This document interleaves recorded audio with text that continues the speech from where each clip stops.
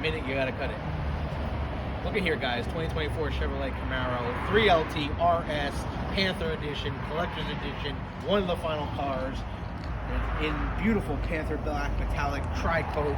And this one is the RS package. So you do get the 3.6 liter V6, 335 horsepower, and 278 foot-pounds of torque. The black forged aluminum wheels, which Tony will zoom in on, 20 pounds lighter on each corner.